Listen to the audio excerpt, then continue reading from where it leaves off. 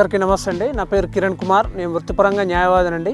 మా ఫామ్ వచ్చేసి ములకలపల్లి గ్రామము, తుర్కపల్లి మండలము, యాదాద్రి భువనగిరి జిల్లా, తెలంగాణలో ఉందండి. మేము 2009లో ఇక్కడ అగ్రికల్చర్లో మా ఫార్మింగ్ మొదలుపెట్టినప్పుడు మా గురుగారు ప్రతాప్ గారి తీసుకొచ్చినారండి. ఇది రుద్రాక్ష చెట్టు. మనం ఈ రుద్రాక్ష చెట్టు చూసినట్టయితే మేము 2008-2009 మధ్యలో తీసుకొచ్చి పెట్టడం జరిగిందండి. ఇది ఆ రోజు నుంచి ఒక గడిచిన 3 సంవత్సరాలు 4 సంవత్సరాల నుంచి కూడా మనకు రెగ్యులర్గా క్రాప్స్ ఇస్తూ ఉన్నదండి.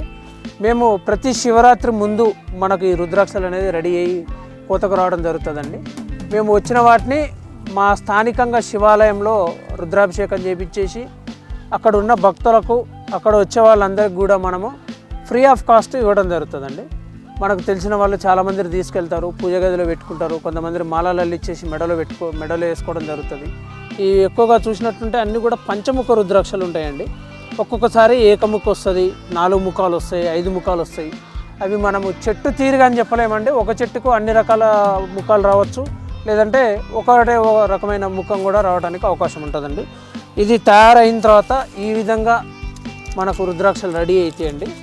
దీంట్లో కొన్ని బలహీనంగా ఉన్నవి ఉంటాయి, కొన్ని బలంగా ఉన్నవి ఉంటాయి. ఈ విధంగా రుద్రాక్షలు రెడీ అవుతాయి. ఇవి మనకు శివరాత్రి ముందు మనకు కోతకు వస్తాయి. ప్రతి సంవత్సరం కోతకు వస్తూ ఉంటాయి. ఎంతో శివుడికి ప్రీతిపాత్రమైనటువంటి మనం రుద్రాక్ష మన దగ్గర ఉండటము అది మా అదృష్టం అని మేము భావిస్తున్నాం.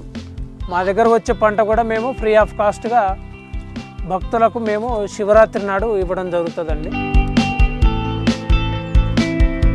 ఇది ఒక్కొక్కసారి సంవత్సరానికి 2 సార్లు క్రాప్ వస్తుందండి.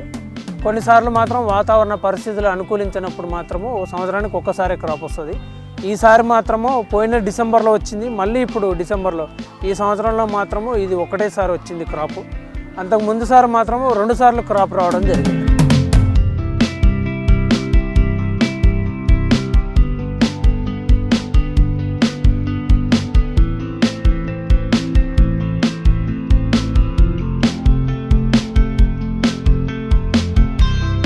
ఇది ఒక్కొక్క దానికి మనము అందాజాగా మనకు ఒక 200-300 వరకు రుద్రాక్షలు, ఇంకంతకంటే ఎక్కువే రావచ్చండి.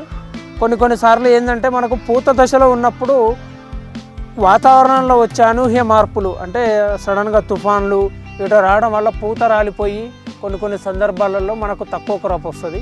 ఈసారి నా అంచనా ప్రకారం తక్కువ క్రాప్ వచ్చింది. పోయినసారి చాలా ఎక్కువ క్రాప్ వచ్చింది.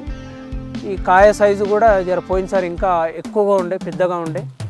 మాకు ఒకసారి ఏకముఖి రుద్రాక్ష కూడా వచ్చిందండి. దీనికి ఇట్లనే ఉపాసన చేసుకునేది ఒక భక్తుడు అడిగితే మా గురువుగారు ప్రతాప్ గారు ఆయనకి ఇవ్వడం జరిగింది.